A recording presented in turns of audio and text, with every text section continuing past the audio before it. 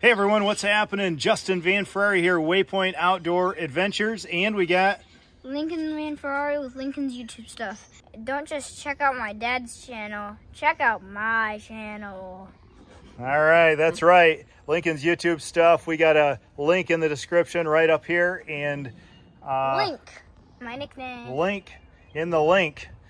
Click on that. But I hope you had a chance to watch our time-lapse build of this tiny house, cabin, off-grid. I don't know what we want to call it.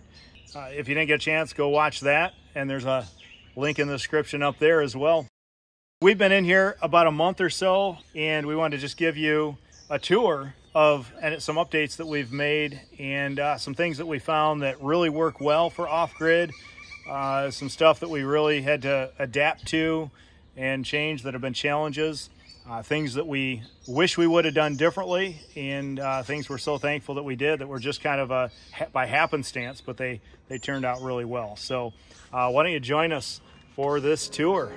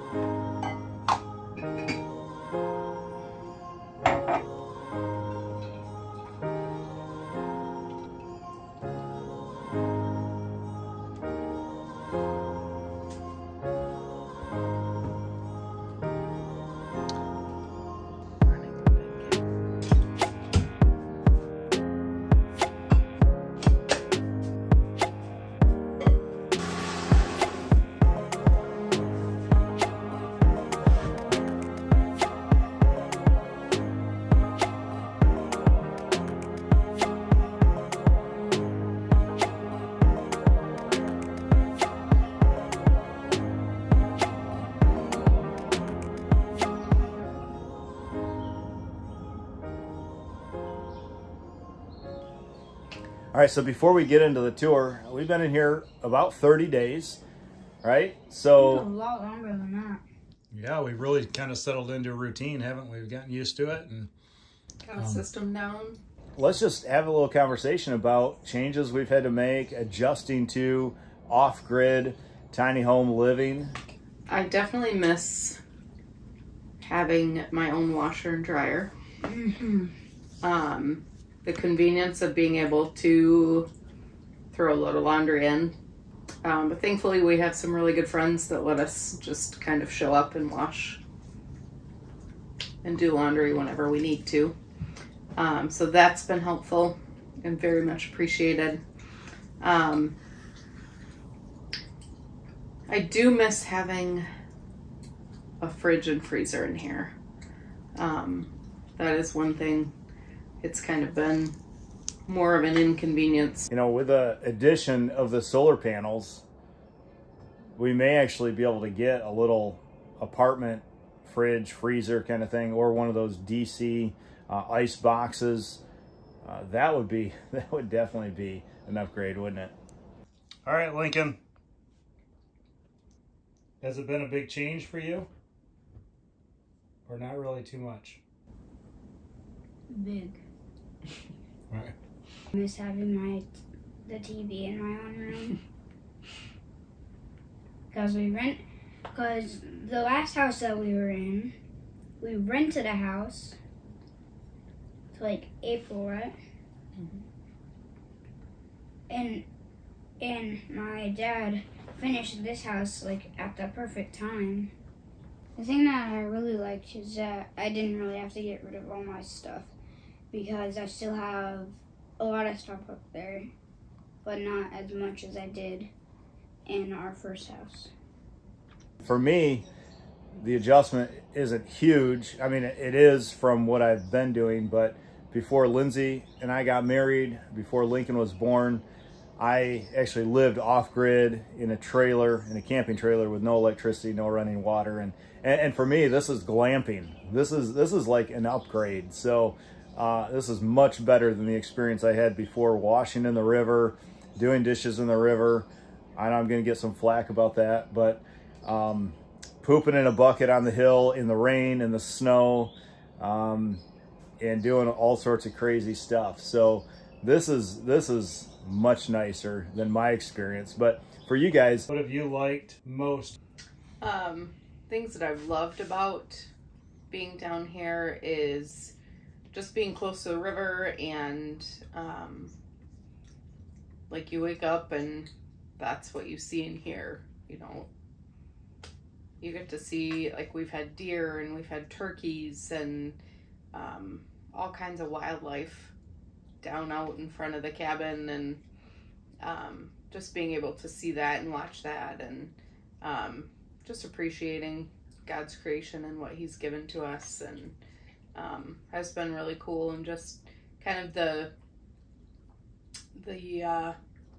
peacefulness of kind of where we're at.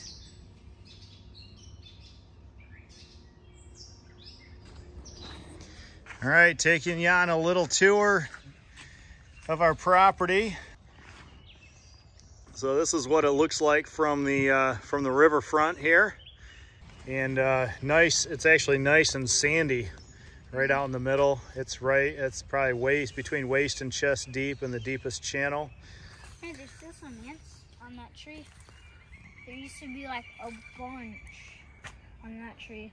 One time we were going kayaking, and then we were just going out, just up the river a little bit, and then we saw like a bunch of ants.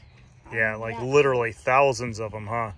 They're just covering that whole tree. And there was basically the whole white part of that sycamore tree. There were a lot of queen ants. Yeah, they had wings, huh?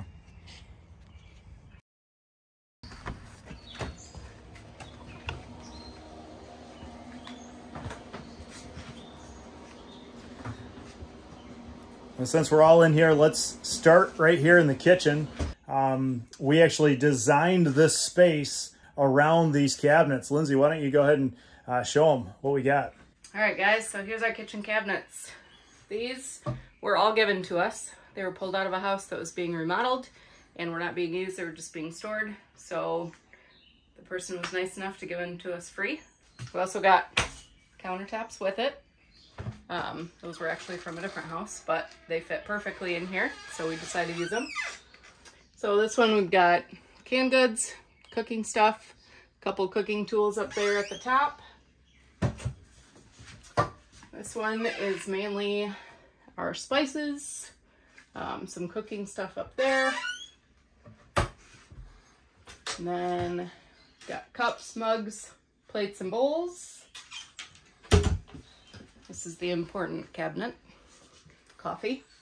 Oh yeah. No, I see some tea in there too. So we use jet boil to make our coffee each morning.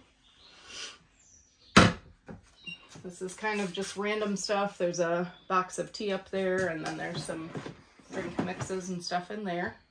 And then this one, we've got kind of a lot of different stuff. Foods to make. We've got some nuts and snacks there, stuff to make sandwiches here, snacky stuff there, and then all my stuff is at the top. All right, and then moving to the lower cabinets, we've got, so we keep our trash can back there, along with a stool to reach the top of the cabinets. In here we've got just dish towels, miscellaneous stuff. In here we have our blender, and then just some storage containers. Under the sink we've got all our cleaning supplies, trash bags, coffee grinder, dish soap, stuff like that. Bug spray and sunscreens under there too. The drawers, got silverware, a lighter for our Coleman stove. And then this one, got pot holders, measuring cups, things like that for cooking. And down here, baggies, foil, parchment paper. And then in here, we've got a couple pans. We keep potatoes and onions in there. Oils, cooking stuff back there. And then in the back, way back here, we've got, so breakfast stuff is on the top here. And then down here, we've got like mixing bowls and then accessories for the air fryer, as well as the Instant Pot, which we keep stored up top. Along with our TV that has sat there in that position ever since we moved in. I don't think we've used it. Maybe we plugged it in one time. We did have one. Space Jam before. We watched Space Jam with Space Jam on the DVD player, huh? Yep. So we've had a lot of questions about how we cook and what we do as far as food storage in here. We have a little Coleman camping stove that we use. If it's raining out, we'll cook on that. We use that if we're going to use pans and things like that to cook things up. We also have a grill on the deck, which we use quite often. And then we picked up just a 700 watt microwave for cheap that we use occasionally to reheat things or make something quick. So those are the things that we have in here, as well as we do have the Instant Pot and the air fryer. We don't use those a ton, but occasionally I will use those to cook something. The air fryer does have an oven setting, so I can use that to bake things if we need to.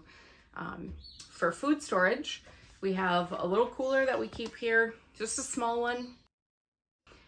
One thing that I do love about this space here is all of the cabinets and storage that we do have. We have a lot of cabinet space and storage space for having a 199 square foot house.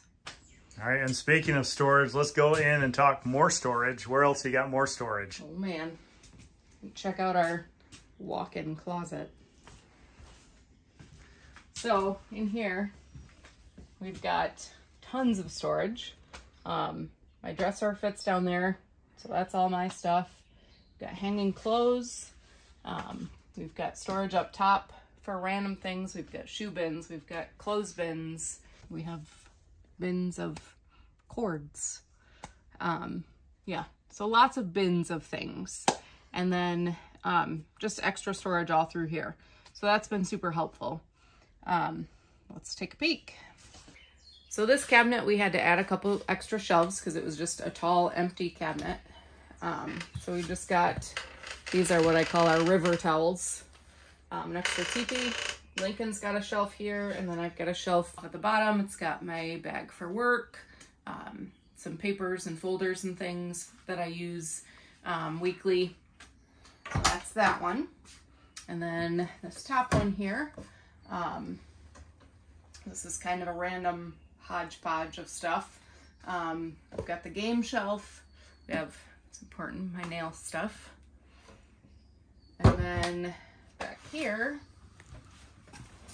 got hoodies, some long sleeve shirts, and just some junk sweatshirts that I don't care about for working or going out by the bonfire, things like that. This one is kind of a junk cabinet, I guess you would say.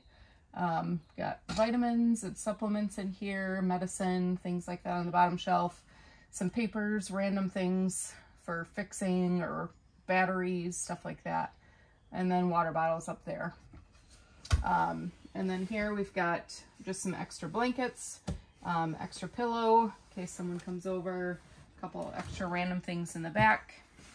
And then underneath here, so this is my toiletry basket. This is what I need to get ready in the morning.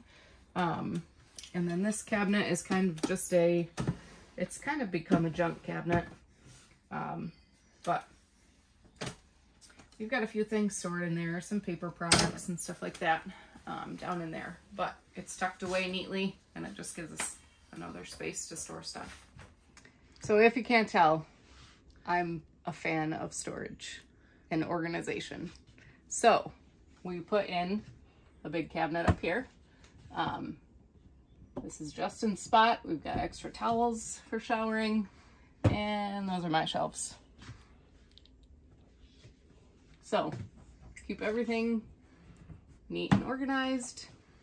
Everything has a place, but it is nice to have so much opportunity to organize things and store things here. This is my storage right here. Under the bed, I built this, and so I've got my shoe bin right here. I've got my pants bin right here. I've got my shorts bin right here. And then I've got my shirt bin. Okay, so those are, I don't get a dresser. That's okay. I don't really need a dresser. I've got my my socks and underwear in here, and then I've got my pajamas and kind of miscellaneous things right there. So, so that's what I have for storage. I want you to leave in the comments section below. Is it fair, the unequal levels of storage that Lindsay and I have? Okay, so you can leave that in the comments section below. In all fairness, I do have a little bit of a few items in the walk-in closet there. I've got the first 10 hangers are mine. The game cabinet, that's kind of a share. There's a few different shared items. So underneath the middle of the bed, we have three full-size laundry baskets under here. So we have one all the way to the back that is just some random miscellaneous stuff that we use every once in a while. And then there's another middle one. So the next two of them that slide under here, we just use for dirty clothes.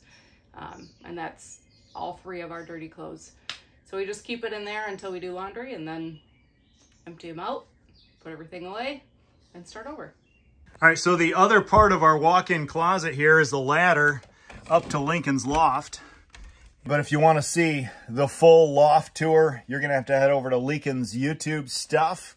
Lincoln's YouTube stuff up here in the corner, and you get the full tour. And he's doing a 25-day river challenge you're not going to want to miss. So make sure you check that out and get the full loft tour.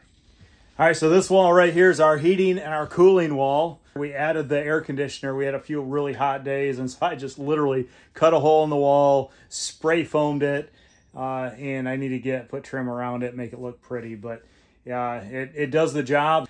6,000 BTU air conditioner. We couldn't run that off the battery, but it would drain the battery real fast, and we really haven't tried it. So we just turn on the generator whenever we want to run that. Or the microwave, or there's a couple other appliances that we use that Lindsay was talking about earlier that would just draw a lot of power, and so we just turn the generator on and cool it off, and we shut it down. We're down by the river, and so it really stays pretty cool. Even on some of the hot days, we open up the windows, and the sun doesn't really shine on the cabin that much. If we close it up on a cool night, and keep it closed up, it literally, it's insulated well enough, it stays pretty cool most of the day. And then if it starts to get stuffy in here, we just open the windows, and most of the time that's sufficient, just because of the location that we're in. But occasionally we do need to turn on the air condition. I've had a lot of questions about this vent-free wall unit. A few people have been concerned that there's no venting. It is literally, it's a vent-free wall heater. It's designed to be used in an indoor space. And we have a carbon monoxide detector, a carbon monoxide and smoke alarm built in, two in one. And so if we're cooking inside, I mean, if it's really inclement weather, we use this inside. The jet boil, we've used that inside. I know some of you might get up in arms, but about that because of safety issues. But this cabin is so well ventilated. We keep these windows open pretty much all the time. But this vent-free wall heater, I'll put a link up here, or at least a picture of it. It's I think a 10,000 BTU wall heater, and man, that heats this place up. But I know a few of you have mentioned that why is it so high on the wall? Well, if you look around, it has to have 36 inches of headroom, because obviously heat rises, and so you got to have it at least 36 inches from the ceiling. But literally, if you look around this space, there is nowhere that we can put it down on the ground, which really on the ground would be the ideal location for it. But really, this is really the second best. It's really the only outside wall that we had available. And so we put the air conditioner and the heater both on here, but we've not had any issues with it. We haven't used it much this summer, but in the spring when we were here, there were some chilly nights, and man, that thing got toasty really fast. It's got a thermostat setting, and so you got to kind of finagle with it, but you get used to where to put it and keep it the optimal temperature in here.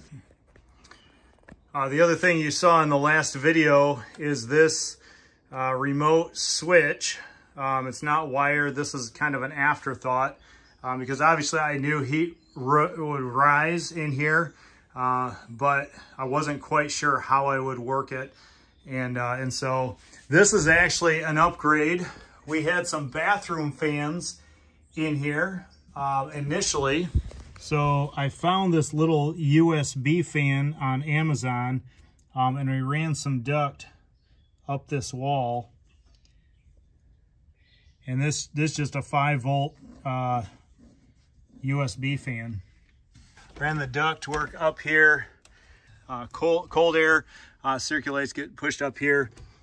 And then up here I replaced the bathroom exhaust fan with this other 5-volt, which draws a lot less power than what those other bathroom exhaust vent fans. I wish I would have thought about that in the first place. But this is still controls them. You can hear a little bit of white noise at night when we turn those on, but not too bad and not nearly as loud as the other ones. One of the things that a lot of people have mentioned is that we should have a window up in Lincoln's loft, and actually this window extends not just on the lower level but also up into Lincoln's loft there.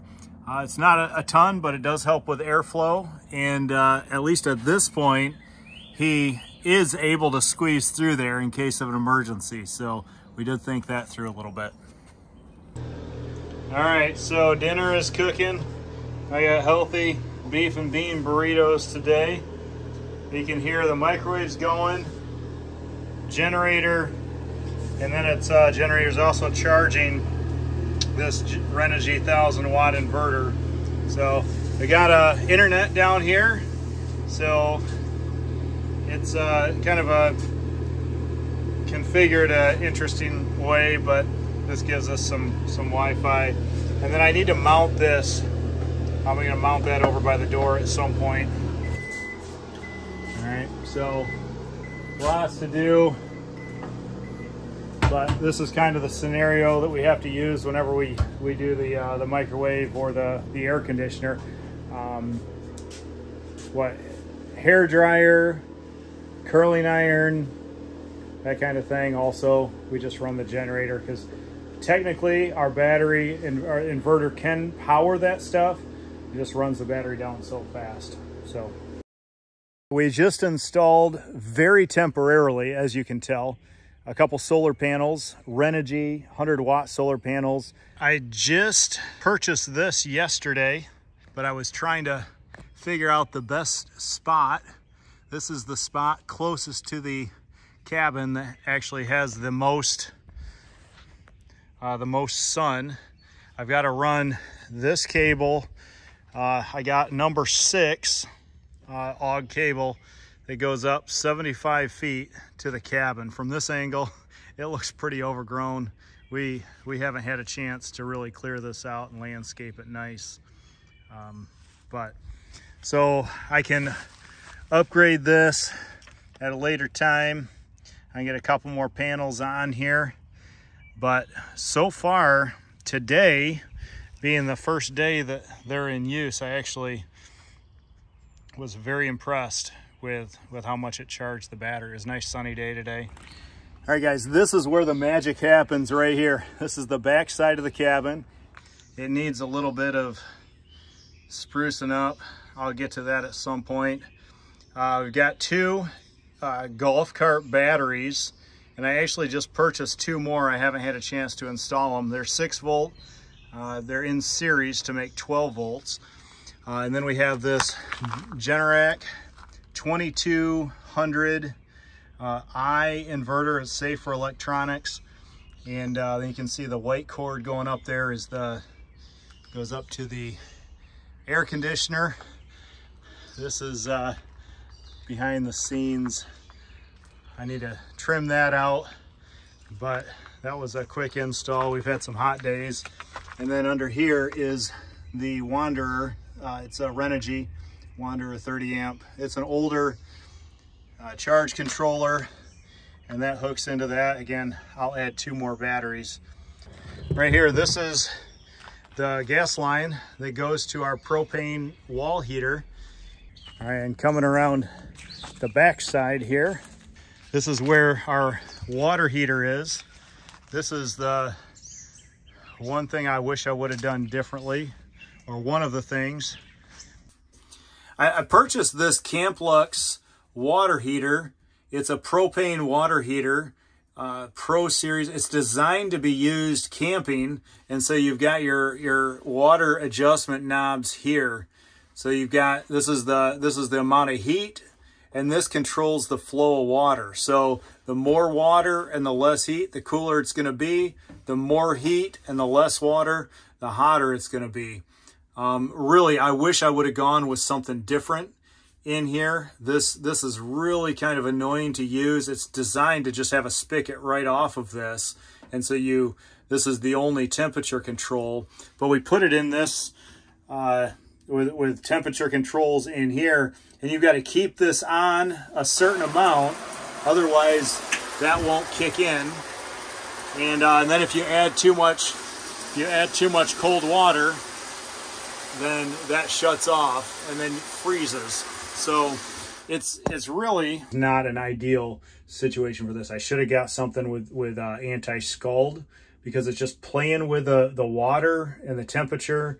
Really is a pain. And Lincoln, when he showers, he can't reach up there to adjust the controls we have up here and up here, and it's just, you got to kind of fine tune it all the time, and it's really kind of a pain. Really is not the ideal water heater for this kind of setup. I've got our sink drain that comes down, feeds into that. Shower drain comes in, feeds into this. This is probably the most annoying part of living off grid, but because of our proximity to the river, I just want to make sure I was above board on everything. So I take this up the hill, and it's just gray water, but I dump that further away from the river. And so there it sits, but that's a pain. I do have this that I can hook it on to my four-wheeler and drag it up the hill, so I don't have to lug it by hand. But and we're back around to the front side. This is what the cabin looks like 30 days in. Man, we have gotten some use out of those.